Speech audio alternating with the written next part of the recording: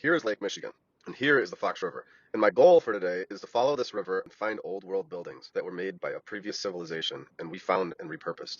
We all know Chicago has unbelievable buildings and architecture that we don't make today. And we know about the World's Fairs buildings and the ancient Egyptian hieroglyphs on the side of buildings. Wait.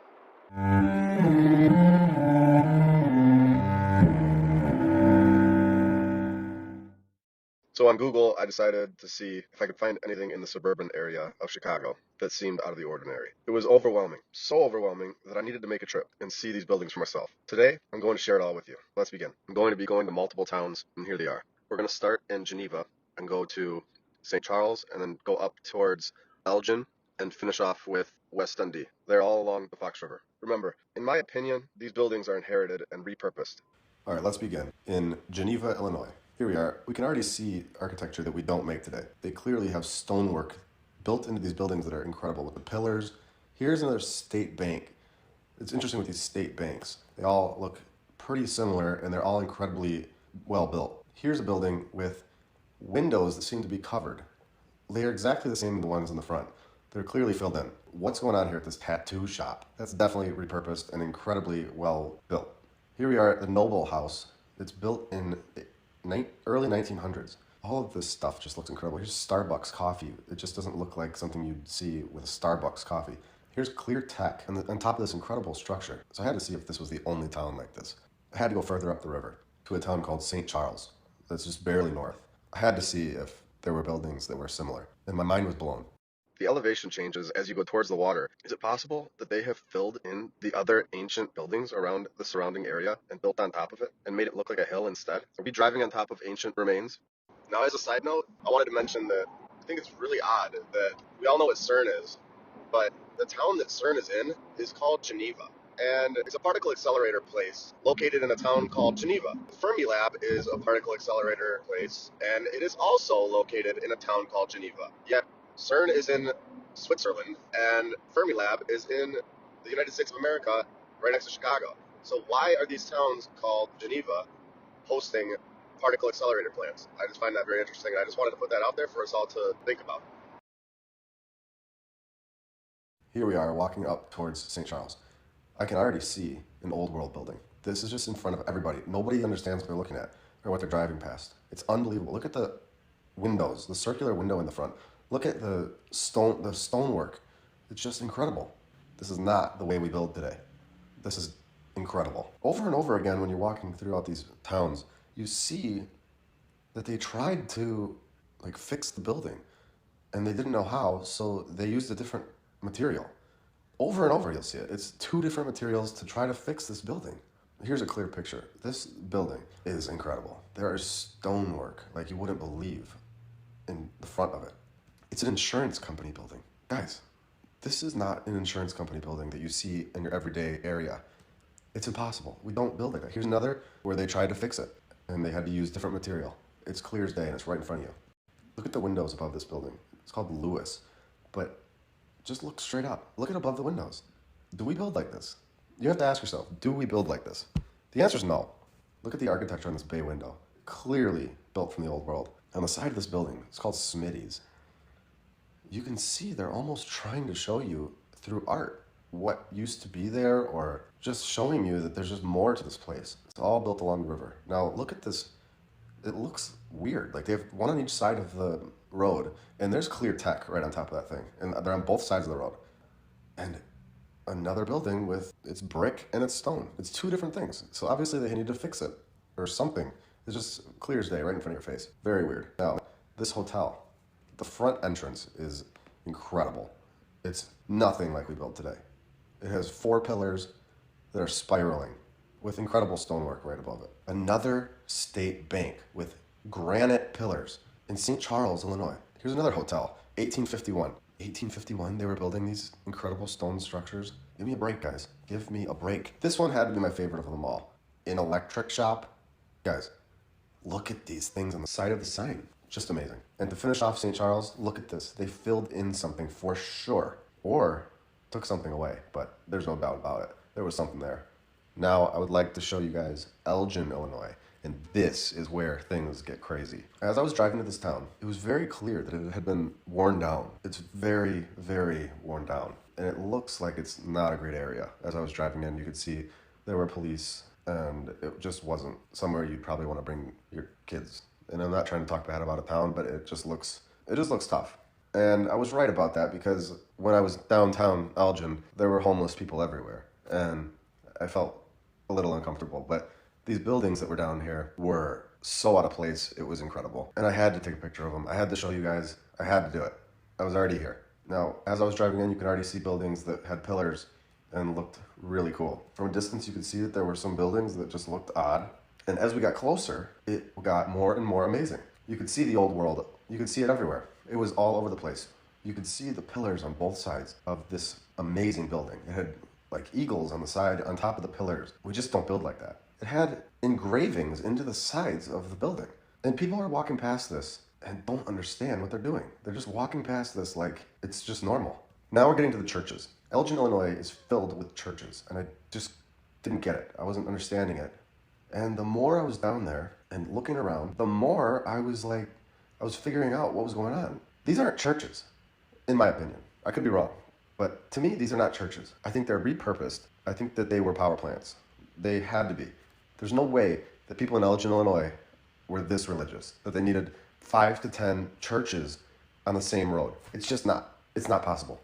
These had to be power plants or something that gave a benefit to this town. These buildings were incredible. The architecture on them was just not how you see the way we build today. The whole town had the old world written all over it, without a doubt. Whether it was a church or whether it was a convenience store, it had the old world all over it. Now, as I was leaving, I just wanted to show you guys some of these houses. They all look the same. They all had that weird rounded side to the house with the turret at the top and the tech at the top of the turret. Look at the top of that circular area, and every single one of them had the tech. They all had it.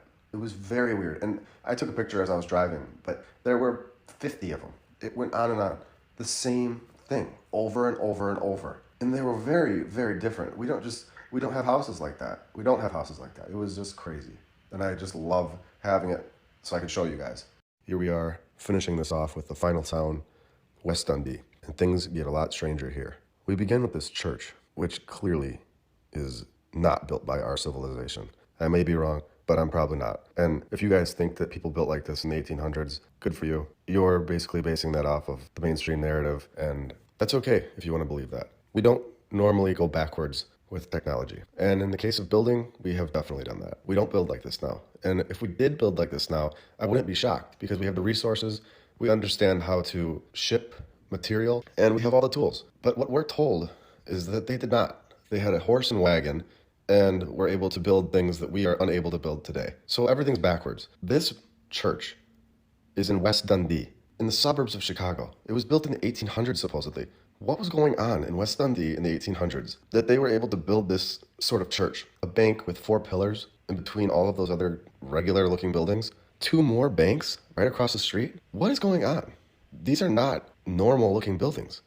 And the fact that they're banks is just very weird. The financial system seems like they've taken over these buildings, or the U.S. government, in my opinion. I could be wrong, but it just seems very odd that they are all banks or post offices or etc. If we go right down the road a little bit more, you're going to see a brand new church, and it has siding on it. It looks terrible. I'm not trying to be mean about it. It doesn't look good. There's no skill to this. It looks run down already. It's not that old. And right across the street, to finish this video, this thing is right across the street, and it was built way before the other one. I mean, we're clearly going backwards with our tech.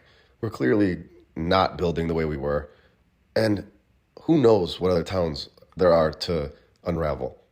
So I have to ask the question, are we building so incredibly horrible today so that when we get wiped out the next time, our homes and buildings won't be around for the next people to find our stuff? It's a question that needs to be asked because we are finding old world buildings that are built to last. We aren't finding houses with plastic siding built like crap like how we build today. I hope you guys enjoyed this, and I hope you guys have a great day. Please subscribe, like, comment below if you liked it. Thank you guys for everything, and I will be back soon with more. See ya.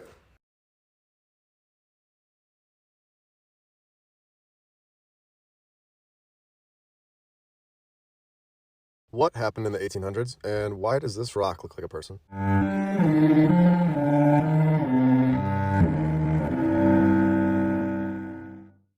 Most of these incredible buildings were supposedly built in the 1800s. People didn't know how to do anything for hundreds and thousands of years until our amazing society showed up. Is that true? Or are we getting an ego boost to distract us from the truth? History tells us that we are the greatest. And we are, right? Well, that building is amazing, but we're still the best. Okay, that building is even better. What is that? Wait, they had wireless energy? What is going on? Fine, I'll admit it. The mainstream narrative is lying. What a great way to get people to believe the narrative. Tell them that they're the best. Who is going to question that? I guess some like us will, but the majority won't. For now. We look around, and most of these incredible ancient buildings were taken over by banks or the USA. The USA and banks were both created, and what do you know? Right after that, we get all these brand new inventions. If we had these buildings in the 1800s, there's no doubt they had technology that is also hidden from our history. Other types of technology, other than just building. If this timeline is planned, then all previous history is false or extremely altered. If this is true, and this isn't the first time the car and the light bulb were invented, where are we? And when was the first time it actually was invented? How long ago? What are the odds that the stock market is created 16 years after the USA is formed? What are the odds that the USA is formed in 1776 and 16 years later the stock market comes to be in 1792? How does that happen? And why did both of these things get all the great buildings? Have you seen photos of this building? If you've watched any of my previous videos, you will know that this building was found, claimed, and repurposed. Absolutely incredible architecture. 12 years after the stock market's formed, we have the first train. What are the odds? So these people needed to get around, right? So in 1804, we have the first train. In 1817, the first bicycle was created. So a servant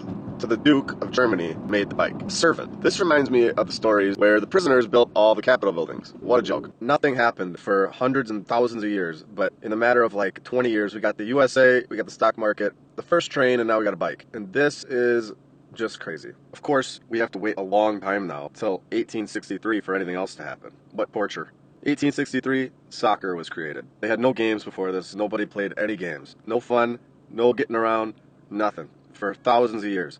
No fun. Finally, we have some fun in 1863, and we have the first phone in 1876. So you can see we're getting some fun, we're getting some toys, we're doing some technology, we're introducing it to the community once again, in my opinion. That same year, 1876, we got another game created, the Major League Baseball. So now we have two games. Now things are getting fun. So the mainstream narrative can't figure it out. They don't know where baseball came from. They say maybe from a game called puttball, stool ball, Flanders, rounders. They just don't know. Then in 2005, someone wrote a book called Baseball Before We Knew It, and they don't know what the heck is going on. Honestly, it's embarrassing for them when you really read what they're saying and have open eyes. People are starting to use trains and bikes and phones and sports, all in a matter of a few years. Go figure.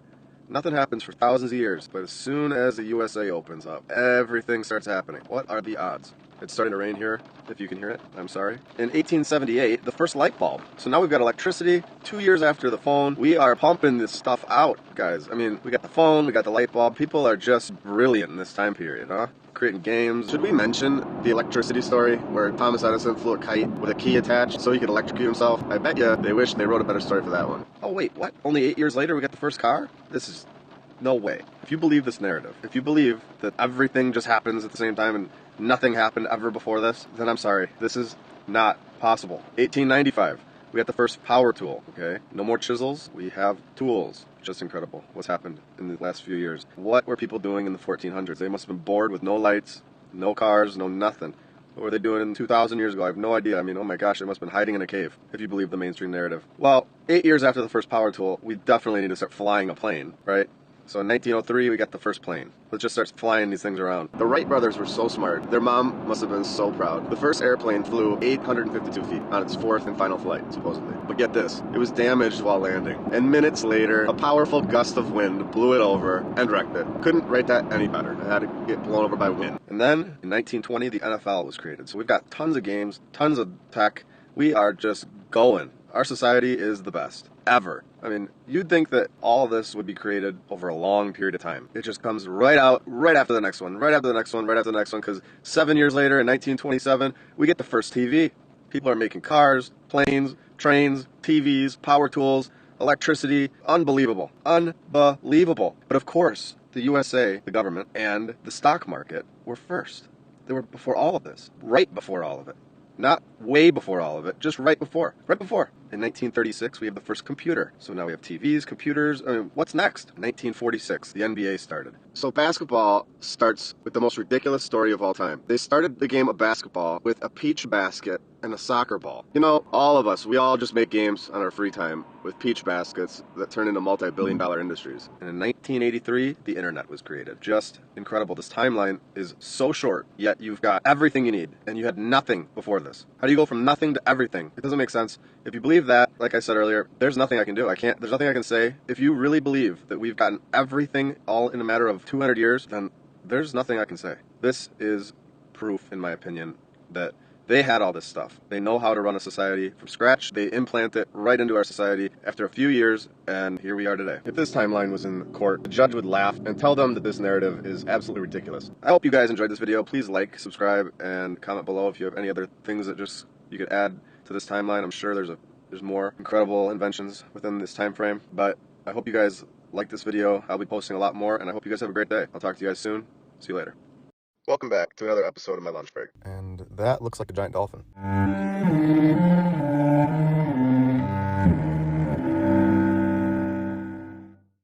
When we see the ancient structures, buildings, and artifacts that are obviously not built by us, why do we just brush it off and dismiss it because it was just too long ago and we have no idea how they built it or how it got there? Obviously, they had technology to build it. It is so clear. If they could build this and it's mainstream, they could build all of these buildings that are not mainstream. These buildings were not built by our civilization, and these doors are built for a much larger individual. Who were these people? And why was everything, including people, trees, and animals, 10 times bigger than we currently are? Did our creator get involved and reset us and everything is smaller this time around? There are stories of the Nephilim coming down and mating with the women and creating giants as children. Disney even portrays this when they show the movie Hercules to the masses. This is common knowledge to the controllers in my opinion. The Tsar bell is the biggest bell in the world. It's 20 feet high, and this is just normal in this time period to build bells that are 20 feet high. And it's never been rang. This bell has a ridiculous story. The story is they couldn't get this bell out of a pit for like 200 years. Until of course the 1800s came around. And if you watched my last video, we all know how smart the people got in the 1800s. If you're simply asking me, I don't believe any of that story, that the bell was created and they couldn't get it out of the pit. I think a previous civilization made this bell and placed it where they wanted it, in the amount of time that they wanted to do it. Let's take a look at these doors. Could you imagine the conversation while building this door, if this narrative was actually true? Okay, put that keyhole way up there, so none of us can reach it. Well, I don't know about that, man. We wouldn't be able to get in then. Well, we could leave a ladder, so when you get home, you could just climb up and put the key in. Problem solved. Why don't we just put the keyhole so we can reach it, and skip the whole ladder part? Just put the keyhole way up there. I don't want to hear another word. These giant doors were everywhere. No child was allowed to get in or out, I guess. Imagine laying in bed at night and your wife says, "Hey honey, did you lock the door?" Well, now we have a 30-minute project, I guess. Locking and unlocking a door should be a simple task. In my opinion, these doors are clearly not built for us. Average human height has increased. What if we just keep getting bigger and bigger as a society? And at the end of the last reset, the people were huge. When it comes to choosing a weapon, this giant sword is my first choice. I don't know about you, but it is the perfect height and perfect weight for me. Sure, it's taller than me, and I don't think I could get it off the ground, but it's perfect. You know, I'm really getting sick of all these people that keep questioning the mainstream narrative. Like they got it all figured out. Don't they know we already got it all figured out? Annoying. It's possible that The Rock could have accidentally looked like a person. What a joke. Definitely gonna have to do better than that. The only way that I'm gonna believe that these rocks were alive at one point is if I was shown like, I don't know, like a dog-looking rock. Oh, what the f***? I wish my school would have taught me about this stuff. There's no doubt that I would have been interested and looked forward to going. At least we learned how to manage our credit cards, loans, and how to prepare for life. Oh. That didn't happen? Okay. How is this even questionable at this point? Do I even have to ask? I will for the sake of this video. Does this look like an elephant? It's almost like we have to know the truth if we want to. It's like we're allowed to go back in time and look and see exactly what used to be here. How can we not trust what we see at some point? What we see is clear. I don't have to test it. I don't need an explanation. I can clearly see that these are not just random hills and rocks. These are without a doubt, in my opinion, animals and people that were frozen in time forever, petrified and turned into rock from an overpowering event in this very place that we all call home. I wonder if you opened one of these up, if there would be some sort of anatomy going on inside. And I bet there would be. When you see these photos from all over the world, they are not formed by accident. There's not accidentally a dog rock. There's not accidentally a person's face, a snake, an elephant. There's not accidentally massive tree stumps everywhere. The more I talk, the more and more it's clear that this world was home to giants. Not just giant people, but giant everything. Now, as a bonus, I will discuss a hypothetical opinion of mine that I just want to put out there for everyone to see, and also so I can look back on it and remember to investigate it deeper. Now, before we get into this, you are free to think whatever you want and accept whichever model of the Earth you feel more comfortable with in your own mind. I'm not here to tell anyone what to think. I simply want to present what I have to offer. With that being said, let's continue. For my presentation, I am going to use this model of Earth. There are so many stories of the past where the sun was destructive. Now, I have a very hard time trusting something that someone wrote down. I need to see physical proof for me to give it a leg to stand on. In this model of Earth, I believe we have clear physical proof of a previous sun completely torching the Earth where it should have been most desired to live. The perfect temperature all year round. Does this explain all of the pure emptiness and weird building-like mountains in these parts of the map? Is this where most people lived and it was completely destroyed by the sun? All of the land is melted into sand and rock, and it's there for all of us to see. On top of this, to take it a step further, with the previous sun now burned out and gone, a new sun is born at the North Pole, right in the center of the map, where Polaris is located. After more investigation, I might revisit this topic with its own video at a later date. Now, I want to thank all of you for all of your support. I love sharing these videos with you, and I love reading all your comments. I'm thankful to be a part of this incredible community, and I will be posting again very soon. I hope you all have a great rest of your day, and I'll see you later. Welcome back to another episode of My Lunch Break. Today, let's discuss the incredible architecture of the mysterious star forts, and then do the intro.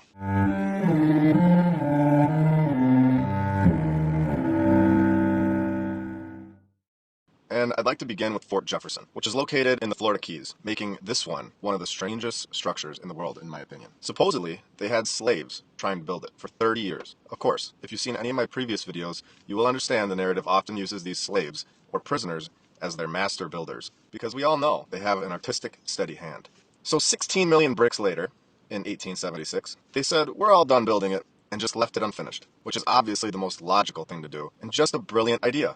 Even unfinished, it remains the largest masonry structure in the Western Hemisphere. Of course, this was found, and this story is completely fabricated, which is exactly why they had to turn this into a prison. Now that we have that story all laid out, let's begin to ask some basic, open-minded questions. Who decides that this is a good spot for the largest masonry structure in the Western Hemisphere, without any fresh drinking water, in the middle of the Gulf of Mexico? Literally, is this logistically possible in this time period, to ship 16 million bricks onto this little piece of land? What is going on here? It's clear that the land was formed perfectly. Which company in the 1800s were in the business of land creation in the ocean? This is all the way at the end of the Keys as well. The story simply doesn't make any sense if you ask me. Just hire a bunch of slaves and prisoners. They'll get the job done. Don't even worry about it. They know exactly what they're doing. Now here's a map of all the star forts in the USA alone. Even the Statue of Liberty sits on top of one. I personally find it odd how these major cities just pop up all over the place. What makes a place so perfect that a major city develops, especially in the middle of the desert? Let's look at Las Vegas as an example, and go slightly northeast, and we will find the remains of what was once a star fort. Clearly, this star fort was hit by an extreme event, leaving just a pattern on the ground. Not only is there a star fort, but there is also some sort of monument right next to it. This was built in 1856,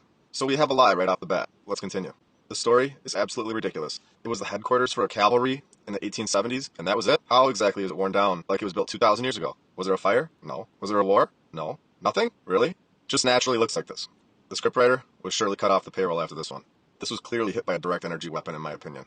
It's completely destroyed and isn't even close to its original form from only 150 years ago. Let's compare this to something else built in the 1870s and show that this is a total lie. Or we could just show something built supposedly 400 years ago. Even better, this is St. Peter's Basilica in Rome. Looks good to me. No rust, nothing. Do you guys see any signs of weathering here? Let's go over this little island in the middle of the ocean and take a look at this very real and believable story. This star fort was built, but not up to their standards. So in 1672, Cornelius Spielmann ordered an engineer to redesign the fort into a magnificent castle. This project would turn into a lengthy, hard-fought build. It would take hundreds of years to... No, I'm sorry, I read that wrong. It took them 1 year. Finished in 1673, 1 year later. And of course there would be no other star forts in the area, which is understandable. It's the one part of the story that I'm able to actually wrap my head around. Wait, what? What is that? Another star fort's right next to it? Okay, I give up. Here we have a second star fort on this tiny island, in the middle of the ocean. Making sense?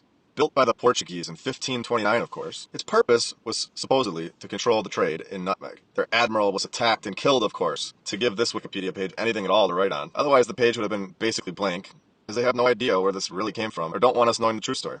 Now, let's take a look at some cities that are in the form of a star fort, because this is normal and easy to design. Major cities into star formations hundreds of years ago. Simple. Let's go all the way to Palmanova, Italy together, and take a look at what they have to say for themselves. Okay, right off the bat. This city was created in 1593. Mapped out to perfection for an aerial masterpiece. What is the point of giving us the sky view, since the plane wasn't invented for hundreds of years later? Oh, they used the latest and greatest military innovations to develop this design for their city. The types of guns that were being used look like this during this time period. But when it comes to insane star forts, let's just chalk it up to military expertise and move on.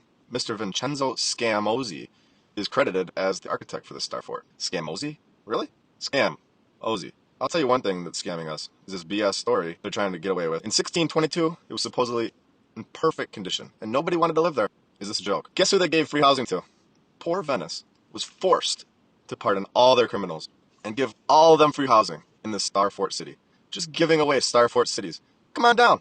Anyone who has committed a crime, you are not only freed from jail instantly, but you are given a palace in one of the world's most perfect architectural places. Enjoy. Now, let's go all the way to Netherlands and see what they have going on over there. I'm sure it's nothing crazy, and all the stories check out. Oh, what is this? Another Starfort city in a completely different country? Anyone have any questions? No? Me either. I guess I have a few. Like, what is going on in 1593 that they knew how to create something like this? The star is literally perfect, not even off by an inch, and it is filled in with water. Yet they didn't even have modern plumbing figured out until the mid-1800s. Do I even need to go further to know that this was built by an advanced civilization? I will go further, but do we need to? It's literally not at all how we build towns. Yet, this is supposedly happening in 1593 and built to perfection and remains that way to this very day. Could they rub it in our faces anymore at this point? I'm not sure they could. This story doesn't even care to give us an explanation as to who led the architecture or the construction. It just said, hey everyone, we built this and we're not telling you how. Just deal with it. Well, I think it's time we simply ask ourselves if that narrative is acceptable. Is it? I don't think so. In my closing statements for this episode, I'd like to show you guys this visual. Here's the map of all starforts surrounding Africa. Do you find it a little odd that there are starforts everywhere?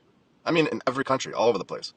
But there isn't one single starfort in the entire area that has been clearly burnt to a crisp for hundreds of thousands of miles in Africa. This is clear destruction. Whether it was on purpose or from the sun or something else, there was without doubt something traumatic that happened to this earth in this exact location. Also, Australia has a similar resemblance in land coloration. Also, no starforts there.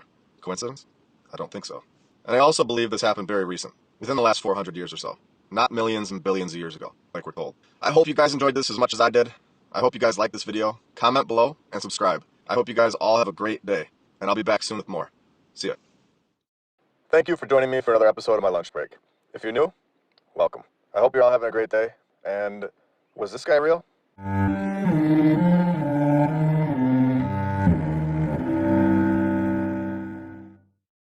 Is the mainstream narrative of insane asylums built to terrify you? Is it here to distract you from what they really are? Are insane asylums here to scare you from the truth? If you had to ask me, I would say yes. Why did insane asylums just start popping up out of nowhere, all at the exact same time in the 1800s? Going back to the theory that our new timeline begins around the year 1800, we have another thing that begins in the mid-1800s, insane asylums. Let's move over to New Jersey and see what's going on with the Greystone Park Psychiatric Hospital. Actually, let's call it by its original name, the State Asylum for the Insane at Morristown. This only took 5 years to build in 1876. It was in use for 132 years after closing in 2008 and being demolished because they needed room for a parking lot. Making sense? I feel like we're at the point where any building with pillars that go up to the second floor and supposedly built in the 1800s needs to have demolition put on hold. We can't be knocking these buildings down. They need to be preserved so that we can all see them if we want to. Just reading that this building was demolished in 2015 is tough to read. This building should still be standing. The architect for this building was Samuel Sloan. And I just want to take a look at this guy's resume. He was supposedly the architect for Delaware County Courthouse and Jail in Pennsylvania. I find that they normally give away other old world buildings when you see the architect's work, because they can't just say Samuel Sloan drew up one insane asylum and that was it. It's not believable. So they show you other old world buildings if you dig a little. Now, when I search the story on the courthouse, Wikipedia is blank, nothing. This is so interesting. This building is clearly built by the old world, in my opinion. Okay, let's see what else this guy supposedly designed. The Eastern State Penitentiary. So he's in the business of designing castles as well. Is this a joke? This is literally a castle. It's not a jail, it's a castle. 100%. This thing is massive. It's literally a fortress. Samuel Sloan was born in 1815. This castle was built in 1829. So he was 14 designing castles?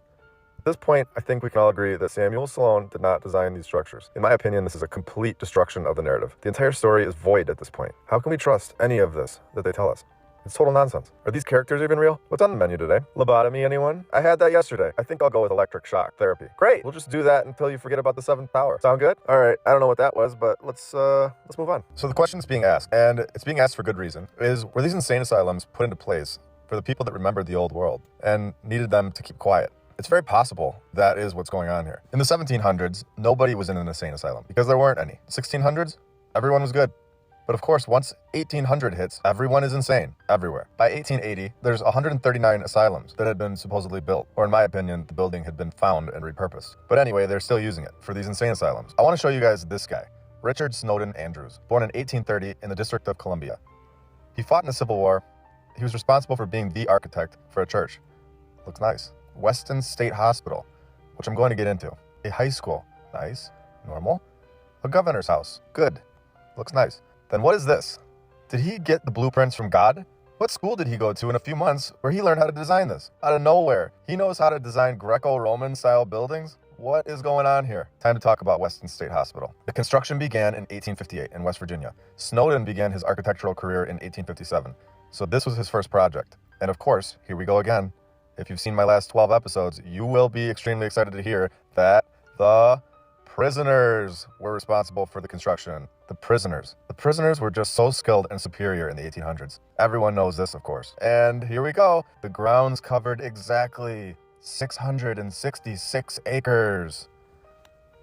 Is anybody shocked about that? I don't think so. People were admitted into this insane asylum for a variety of reasons, including asthma, laziness, egotism, greediness. Are you kidding me? Laziness? Let's really put a pin into this theory and show everyone what is going on here.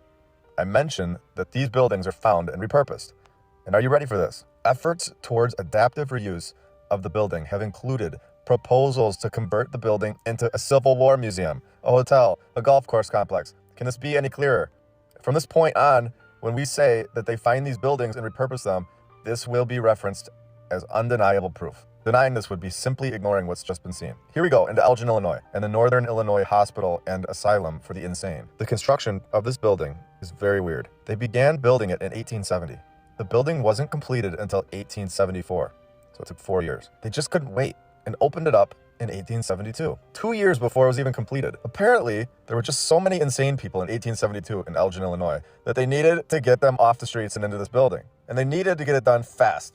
The city of Elgin promised to provide free freight to the site for building materials. Is this because all the materials were already there? Imagine the conversation. We just need this insane asylum so bad. We will provide free shipping on all material. And remember, this isn't a little house either. This thing was massive, covering 207 acres of land. Prior to 1894, they were denying some people and saying they weren't sick enough. The state of Illinois did not like this at all and changed the law so that everyone could be admitted into the insane asylum. Even if you weren't insane, come on down. In 1983, the governor closed this operation down. And this building sat here for 10 years and was supposedly haunted, probably because they don't want anybody to go check it out. Then, of course, they demolished it in 1993 because of being abandoned. Knock it down so nobody will ask questions. What's weird is that they continue to be operational here at this exact site, even up to this very day, but knocked down the main building. I was able to interview a member of the DuPage County Health Department. DuPage is the county that Elgin is located in. He was able to tell me that the patients were electric shocked in the basement. Given lobotomies often, patients were put inside of wooden boxes and basically tortured in this insane asylum. This place was basically a torture house. He said, when you stood outside this building, it had an aura about it. In my personal opinion, I think that we have an additional sense, possibly more than one, that we aren't told about. But I think we can tell that these buildings are special. We know that they have a deeper meaning than what we're told. And once you know that, it explains the aura feeling you get when you look at them. Please comment below if you have something you'd like me to cover in the future. We have a lot of new videos on the way. Also, I want to say I have a trip coming up to California in a few weeks. A place called Huntington Beach. If there's anything around that area that you guys think I should look at and document and get some boots on the ground footage, let me know in the comments below. I will have some extra time to just explore. I hope you all have a great rest of your day, and thank you for joining me today. And I'll talk to you guys later. See ya. Thank you for joining me for episode 15 of my lunch break. If you're new, welcome. I haven't seen anything interesting at all today. Oh, who am I kidding? When you research this topic, your mind is blown every day.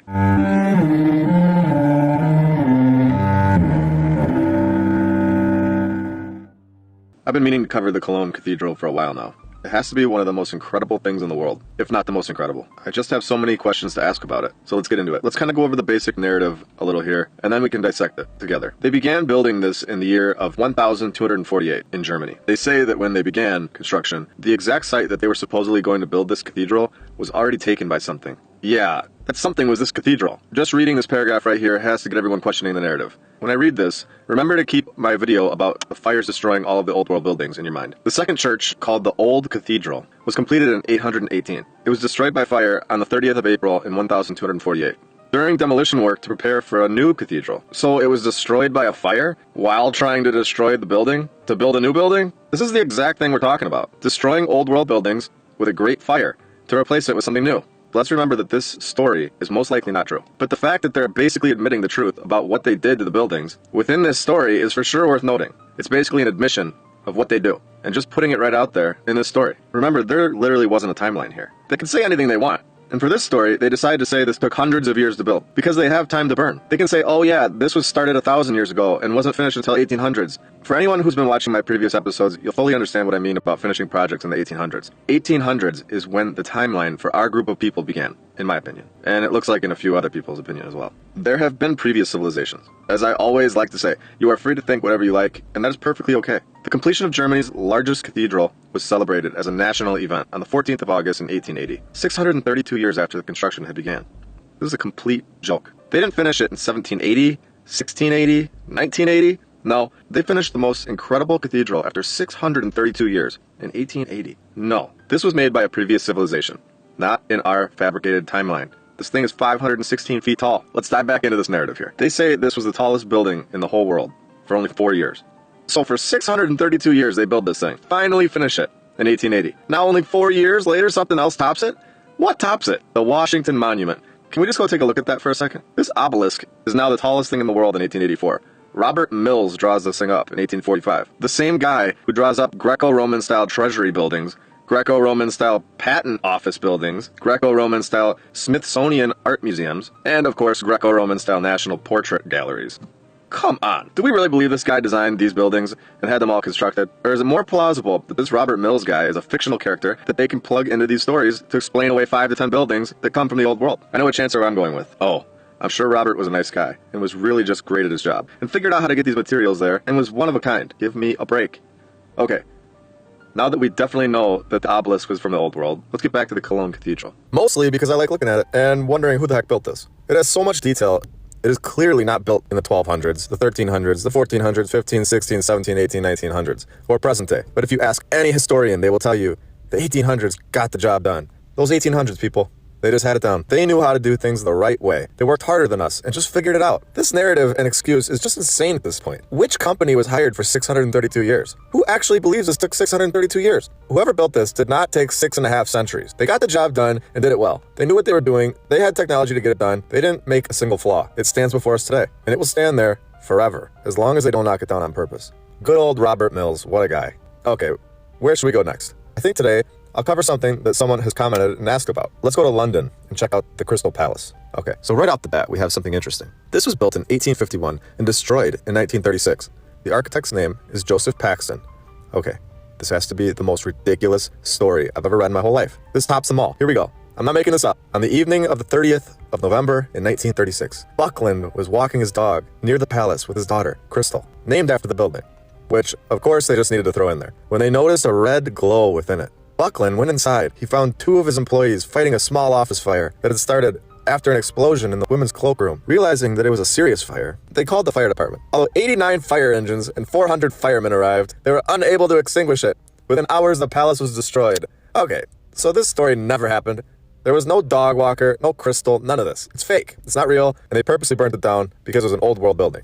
Do we understand that? I know I haven't covered the World's Fairs fully yet, but I believe that they had World's Fairs to bring brand new people to these abandoned cities, and then use it as an excuse to tear down the incredible architecture. Now, this building was supposedly built for the Crystal Palace's World Fair. Not to mention that they built this place in 8 months. How did they do that? In 1851? These people just threw this thing up in 8 months? A 1 million square foot palace? Right here, in the narrative, it states that 2,000 men built this.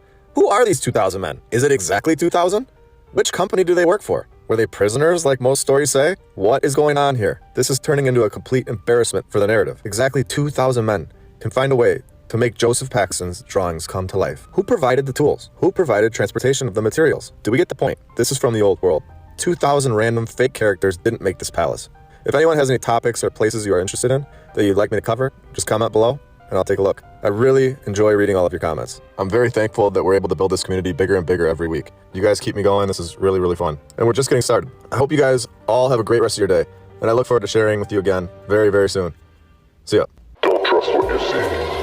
Don't listen to your senses. Trust what you are told.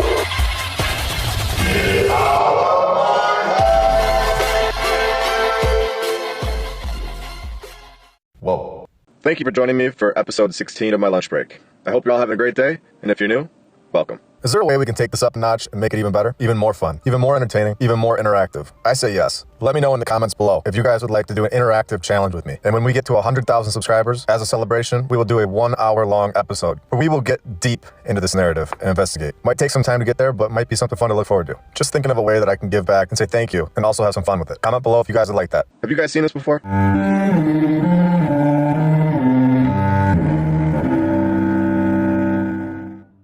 Today, I want to get right into this episode and show you guys this building. This building is called the Bowery Savings Bank. It's located in New York City, and it took 24 years to build. Oh, years? No, I meant months. 24 months. 2 years. I think it takes 2 years to build a new car. So building this palace should be no problem in 1893 to 1895, right? Alright, maybe I'm exaggerating a little bit. About Ford being able to process a car, but they do take a while to get if you're ordering one online. Anyway, enough about Ford and back to this building. This is an L-shaped building, and it was designed by master architect Stanford White, and I've added the master part, of course. Now the narrative states that Stanford White was a trendsetter. He was the Kim Kardashian of bank styles, paving the way for all other banks in the USA to copy his style and build Roman classic style banks. That's a great excuse to explain away all the other banks. Just say they copied this one. Yeah, I'm not buying it. Stanford White. Can we just look at this guy's picture for a second? Nothing against mustaches. They're great. But if I had to rub a picture on everyone's face and put an imposter in a Wikipedia page, this would be it. Now supposedly, White was a disgusting guy. I'll highlight what it says about the 16-year-old that he was doing things with, and I don't need to go any further. Whether this guy was real or not, my opinion is that he wasn't real, and they're making this insane story up. He didn't design this building, and they didn't build this in just 2 years. They found this building and repurposed it. Now let's pretend we were going to write up a story about the architect and try to make it sound so crazy that it's believable. Okay, perfect. Let's say that this guy was horrible to another man's wife. And of course, she wouldn't be 18. What else could we throw in there? Let's put a fake mustache on him in his photo. Yes, now we're talking. So what else is he in charge of designing? Let's see. Oh yes, the Madison Square Garden. Oh, no, not that piece of garbage. Yes, this masterpiece. Here we are in Manhattan, New York City. It's 1890, and time for this massive stadium to be constructed. 36 years later, what do you think they should do with this thing? After 36 years, let's just knock it down. And so it was decided by the New York Life Insurance Company that it needed to be demolished. Can you believe that this needed to be knocked down after 36 years? I'm sorry to break it to anyone who was on the fence, but this was not built in 1890. It was here for much longer than 36 years. And in 1926, they were destroying these structures all over the world. If you're watching and saying, no, I don't believe this guy, that's okay. I am fine presenting proof, shall we? Moscow. Sakharov Tower, built from 1692 to 1701, destroyed in 1934 by the Soviet authorities. The main entrance to the 1905 World's Fair in Belgium, demolished after the conclusion of the exhibition. Vienna, Austria, built in 1882 to 1883, seems legit, destroyed by a bombing in 1945 during World War II. Of course. Right. Erie County Savings Bank, Buffalo, New York, built in 1890 to 1893, only took 3 years, and demolished in 1968. Just didn't need it anymore. Oh, that's only 5 buildings. That's just a coincidence. The Merchants Exchange Building, San Francisco, built in 1866, demolished in 1903 to make way for a larger Merchants Exchange Building. Incredible. Yeah, no, we don't need that anymore. Let's get a new one. This isn't looking up to my standards. Okay, that's 6. It's a little strange. The Navarro Flats, New York City. Construction started in 1882 on 8 separate buildings. Almost immediately, the project ran into financial trouble. Construction stopped when the property was sold in 1888 and demolished it in 1926. Why were they knocking this down? That's 7. Should I continue? Are we getting the point? I'll just continue anyway. William A. Clark House, aka Clark's Folly. Constructed from 1897 to 1911. Demolished in 1927. They knocked it down 16 years later. Oh boy. The Chicago Federal Building. Construction was between 1898 and 1905. Demolished in 1965. So they only needed that one for 60 years. Nope, just wasn't good enough. Let's knock that thing down. I could go on and on. This is a clear attempt at the destruction of the past. I'm not sure if it is our past or the previous civilization. But to me, it's certainly a clear attempt at a timeline narrative manipulation. Now, after doing some digging, I was just thinking that they probably got to a point where they knocked down enough buildings, where it was in a good place and they could manage to tell these embarrassing stories and sort of get away with it to most people. So when was this point in time? And I think this may be the point. In 1966, the National Register of Historic Places was created, just stating a fact that this was a government-run program. So just saying the government is not preserving buildings as of 1966, anything before that, nobody cared and could just knock any building they want down. No brand new building would ever make it into this prestigious list. The new buildings just aren't up to the old world standard, and that fact alone should get anyone thinking. So what's going on here? Is it possible they had a change of heart and now cared so much about these buildings? I doubt it. The time to knock them down was over. They got most of them, but in 1966, the people began asking too many questions and caring too much about these buildings, even if they didn't understand why. I'd like to share some personal thoughts at this point and see where it goes. And hopefully you guys can comment below and share what you think as well. After all this research over the years, I have had many thoughts, but I haven't really had too many people to talk about them with. I'm really thankful I finally do have that, thanks to this incredible community that we have here. If the old world has been knocked down hundreds of times, where are we? Do the cities get destroyed so that our reincarnated soul doesn't remember being here before? Do they need a new so-called map for us all to be on every 300 years, or else we would begin to remember, and in doing so, take back our power? I'm not sure, but it does seem possible. Nobody knows where we are or what we're doing here, but it's seeming more and more possible that this was the plan all along. Distraction and misdirection is key to control. And we have a bonus today. I recently took a trip to California and drove into Los Angeles, and I couldn't believe my eyes when I saw pillars on a massive building. Not only were there pillars on this building, but of course they had to put the pillars hundreds of feet in the air. Simple construction, of course. Easy in 1925. This is the Hall of Justice building. And of course, when it was first built, it stood alone. It was the first thing that they did. Everything after that didn't advance. It got worse, which is exactly how evolution works. Oh, wait. No. That's not how it works. That's not right. Well, I'm glad we can definitely confirm that Los Angeles is also an old world city. So they credit the architecture to a group. Here's what it says. The Hall of Justice was designed by Beaux Arts style by the Allied Architects Association, a coalition of Los Angeles-based architects. And then they go on to say 8 guys got together to draw this thing up. This needed 8 random guys to draw it. Is this the only way that they could get enough people to believe it? Let's just throw another architect in there, make it 9. Does it matter how many? The funniest part about this is that they can draw it up. But which company built this thing? No mention of this company anywhere. Nothing. Maybe it was a ghost? Or maybe it was exactly 2,000 people? Like the Crystal Palace in London from episode 15. They go straight from telling us these 8 guys' names to telling us that it was a centerpiece of Los Angeles County justice system. They totally skipped the part where somebody had to build it. Total flaw in the story. 60 pillars in the air. Los Angeles in 1925. Unbelievable. Please comment if you have any thoughts about today's video, or any thoughts at all. I love to hear them. Like and subscribe. I've also started a Twitter account that I'll put the link in the description below. On that Twitter account, I've been giving updates on what I'm doing and where I'm going and how the upcoming videos are going. I might start doing polls and stuff like that too, and we'll see how that goes. I hope you all enjoyed today's episode. I'm thankful for each and every one of you. I hope you all have a great day. See ya. Don't trust what you see. Don't listen to your senses. Trust what you are told.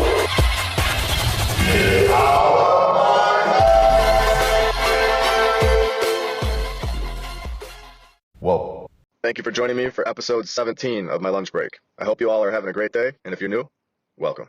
Okay, so you guys spoke, and it's clear. You all want this, so we're going to do it. When we get to 100,000 subscribers, I'll be putting out an hour episode where we go into the narrative and investigate for an entire hour. I'll be putting in hours of research. I'll make this an incredible eye-opener for everybody. Like I said in episode 16, this may take some time to get there, but who knows? Maybe it'll go faster than we think.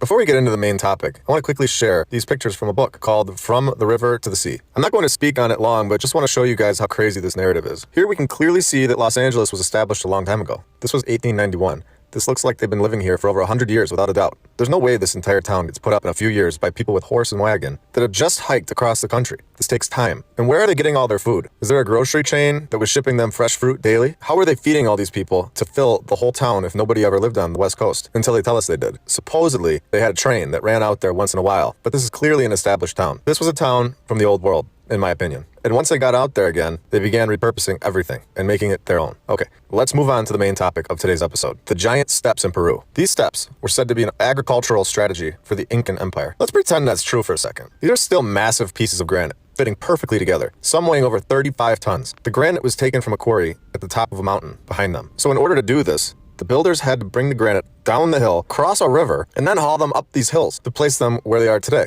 I'm just going to be honest. This construction company would be the #1 selling stock in the stock market today. It would be the most impressive company in the world. You may say, we could easily do this today. Say we could. Could we do it 200 years ago? You may say it's possible. Could we do it 300 years ago? You may say no. Okay, well, according to the narrative, this was supposedly built like 500 years ago. If you don't have red flags going off, then what do we do with you? We all know the mainstream narrative about history is completely screwed up. The timeline is a mess, and they can't seem to put their finger on anything that we really want to know about. So why should we believe their story at any point? About anything. Once I'm lied to once, that's about it. Twice, then I don't trust anything that's said anymore. And the narrator has lied to us hundreds of thousands of times. Well, I just wanted to let you all know that I'm about to start my own agricultural company. I really need to get these 35-ton granite blocks hauled down a mountain, through a river, and up another mountain just to get it started. I need to do this about 100 times. Does this make any sense at all? What are we even talking about? These are clearly stairs. They are 100% stairs. People from all over the world are attracted to this site for a reason, and they don't even understand why they're going there. They think they're seeing an agricultural site. Go visit a farm. No, these people know that this site is more than an agricultural site. It's not a farm. This was the home to giants. We know deep down that this is the truth. These are stairs for giants, and I don't need William Shakespeare to tell me. I can see with my own eyes. I know a giant staircase when I see one. The world is so much more fun and interesting once you've unlocked your mind, and you're able to see see what's actually in front of you, the possibilities become endless and the truth becomes reality. My giant stare rant is officially over for today, and I want to go to the Parthenon in Nashville, Tennessee. Why does Nashville have a Parthenon? And are we sure this was built in 1897 like we're told? It's a full-scale replica of the original Athens, Greece. My question is,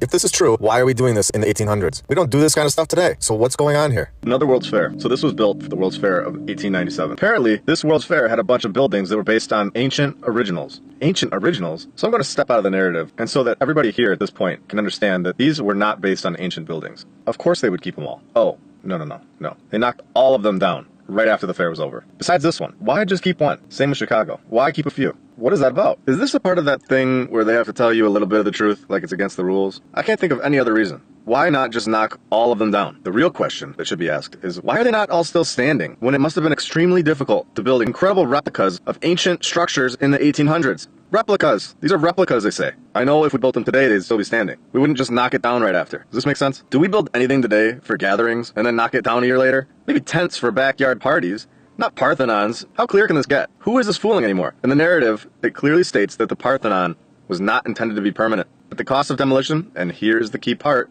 which I think I know what happened now. The residents did not allow the demolition. The people stood up and said no. Interesting. Is this proof that we were here before the World's Fairs? I believe so. Why would residents care if a building got knocked down? If it was only there for a few short months? Why would they care? Especially when they knew that that was the plan all along, was to knock it down. No. There was no plan to knock it down. There was no plan to build it. It was there before 1897. It was there and they attempted to knock it down and failed dramatically. You know, I was thinking, and I think the coolest part about this overall is that we are all different. We are all doing different things in life. But we all get along and come together and agree for the most part, and we're able to all enjoy what we're doing together. It's a great thing. Now I want to take a look at the St. Giles Cathedral. More specifically, the Thistle Chapel, where we have the Tree of Life symbol carved into the ceiling. Of course we do. This is located in Edinburgh, Scotland, and was completed in 1910. So they say. Sir Robert Stoddart Lorimer was the architect, which is really interesting because he was most known for, wait for it, furniture designing skills. So we have a furniture designer creating the blueprints for a chapel with the Tree of Life as a ceiling. What kind of nonsense is this? Another fun fact about this Sir Robert Stoddart Lorimer is that he was initiated into the Scottish Freemasonry in Lodge Holyrood House, St. Luke's. Great information. Thank you, Wikipedia. Oh, but Wikipedia is unreliable. Oh, is it? Which part exactly? The exact date that it was completed? The architect's exact name? The fact that he was a furniture designer and Freemason? Right. The whole Wikipedia is unreliable hoax. It's just another way to guide people away from the story. This is specifically installed in all universities, where they do not allow Wikipedia to be a reliable source. So then, when we see someone researching these topics,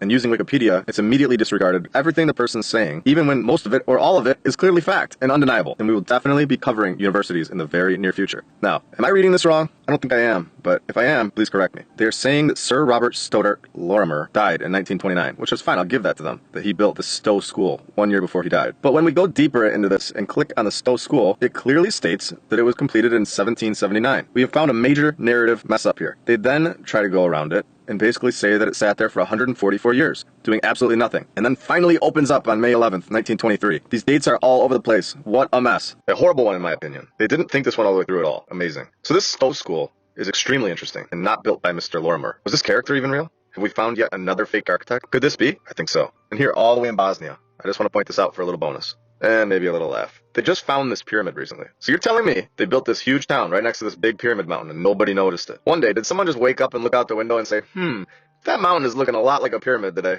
Absolutely insane. I hope you all enjoyed today's episode. I have much more on the way. I'm trying to spend more and more time on this, and I know we have some great episodes coming up very, very soon. I also have a Twitter account that we talked about in episode 16. It's now up and running, and I'll put that in the description below. You guys can follow along and see different things that's coming up soon, and when the episodes are dropping. I am very thankful for everyone here. I hope you all have a great rest of your day. You all deserve it. You guys are all awesome. I'm very thankful for everyone here, more than you all know, and I'll be back very soon with much more. Please comment, like, and subscribe. See ya. Don't trust what you see. Don't listen to your senses. Trust what you are told.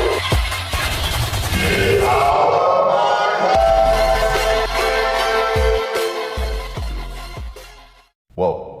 Okay, so we've showed how Russia's map is in the same spot where Tartaria used to be. We've showed the flag, where Russians are trampling Tartaria's griffin. Now let's take this a step further. What language do you think is the most popular language spoken in Russia today? Any guesses? Would you be shocked if I told you the main language in Russia today is Tatar? Thank you for joining me for episode 26 of my lunch break.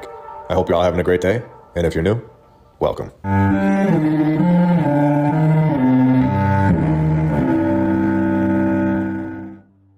Now I want to give a shout out to our sponsors over on Patreon, Don Gaston and Michael Hastings and Victor Perez. and Jason Brunson. He has EMF blocking hats for sale, and I'll put that in the link in the description below. For only $19.99 a month, you can also be a sponsor of this channel and get a shout out as well. That link will be right in the description below.